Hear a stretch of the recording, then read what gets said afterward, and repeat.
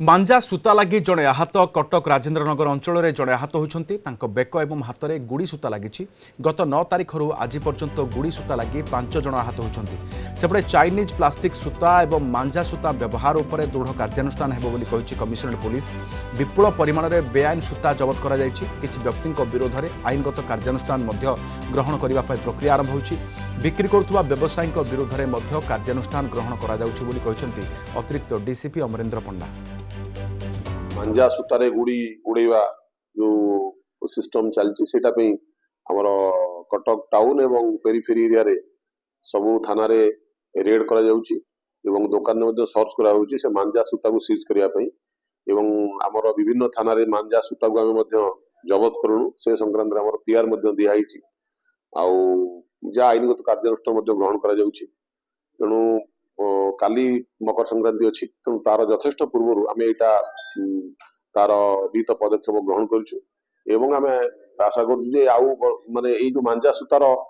जोटा चली जो बिक्री चलता से बर्तमान सुधा आम जी रेड कर जो जहाँ आवेलेबल अच्छी आम से सब जबत कर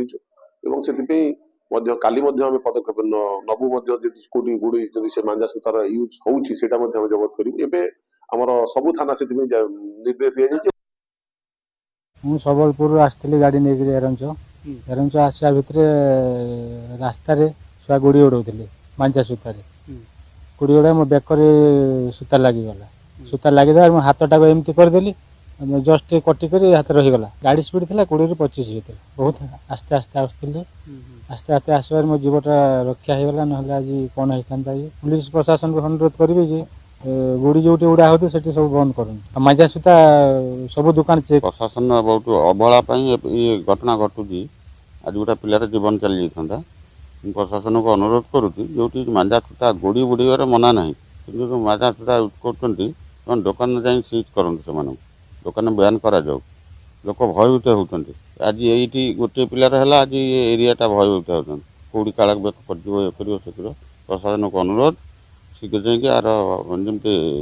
तदारख कर मांजा सूता को बयान करते।